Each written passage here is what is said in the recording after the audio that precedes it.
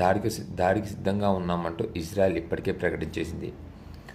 ఇరాన్ను చుట్టుముడుతున్న America, Trump బాబాయ్ ఎప్పుడు ఏం చేస్తాడో ఆయనకే తెలియదు. కాబట్టి మొన్న వెనిజులా, నిన్న గ్రీన్లాండ్, ఇవాళ ఇరాన్, ఐర్లాండ్ కాదు ఇరాన్. ఇదంతా ఆధిపత్య పోరు కోసం జరుగుతుందా లేదా మరి ఇంకేమైనా కారణం ఉందా చూడాలి. లేదంటే మనోడికి నోబెల్ పీస్ ప్రైజ్ ఇవ్వనందుక కింద కామెంట్లో రాయండి మీరు. And next,